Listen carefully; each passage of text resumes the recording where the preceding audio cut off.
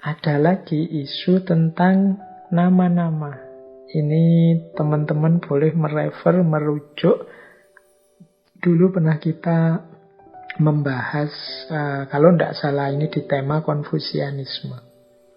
Jadi ada filosofi Zhengming, filosofi tentang penegaan nama-nama. Ini nanti ada hubungannya dengan kerja. Jadi kata filosofi ini, setiap realitas itu punya nama atau identitas. Jika nama itu digunakan secara tidak benar atau campur aduk, kita akan mendapatkan kekacauan dalam segala hal.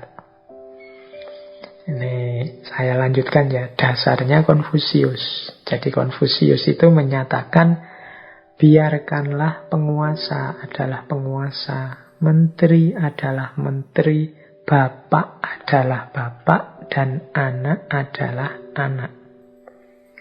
Maksudnya prinsip penegaan nama ini adalah setiap orang hendaknya menjalankan peran sesuai status yang disandangnya. Jadi kita itu sebagai apa sekarang, saat ini, atau di sini. Sementara kalau di sana, kita itu sebagai apa. Ini yang disebut nama-nama. Jadi teorinya namanya rectification of behavior. Pentingnya penegaan perilaku. Kalau orang tidak sadar nama-nama, kehidupan ini kacau. Jadi penegaan nama-nama itu teman-teman, yang mahasiswa, ya berperilakulah seperti mahasiswa.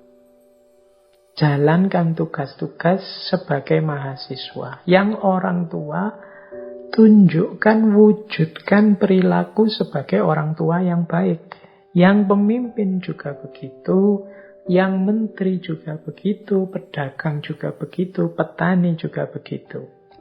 Disitulah nanti lahir hidup yang nyaman, hidup yang tertib.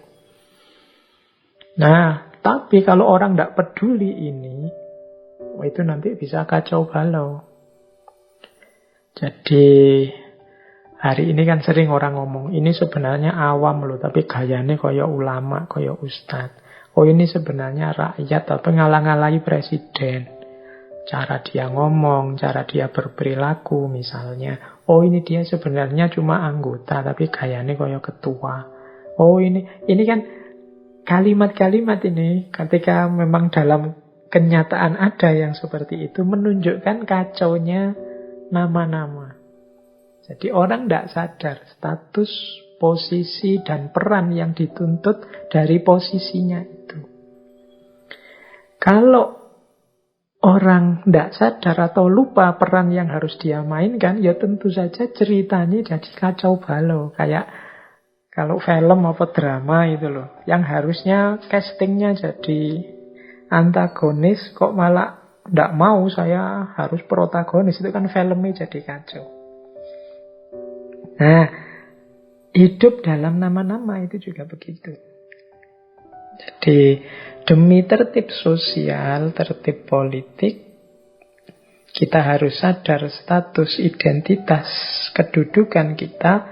Disitulah nanti kita menjalankan sesuai fungsi kita yang sebenarnya. Nah, kerja juga begitu. Berarti kalau kita bekerja, ya kita harus jelas benar status kita apa dan apa yang harus kita lakukan dengan status kerja kita. Kalau dalam organisasi, teori organisasi hari ini kan ada istilah wewenang dan tanggung jawab. Posisiku itu apa, wewenangku apa, tanggung jawabku apa. Sehingga aku harus melakukan ini. Nah, jadi ini namanya Zhengming, penegaan nama-nama. Yo kita harus sadar misalnya, oh saya ini anggota, tidak bisa membuat kebijakan. Paling tinggi yang bisa saya lakukan usul. Sehingga nanti kalau sudah disepakati baru oleh pimpinan, kemudian jadi kebijakan, baru itu bisa jalan. Ini namanya sadar posisi. Oh, saya ini posisinya bendahara yang diurusi aspek keuangannya. Kalau urusan sosialnya sudah ada bagian yang lain. Ya, ini kesadaran nama-nama namanya. Kita dalam kerja juga begitu. Pertanggungjawaban kita dituntut sesuai posisi, kedudukan, atau nama-nama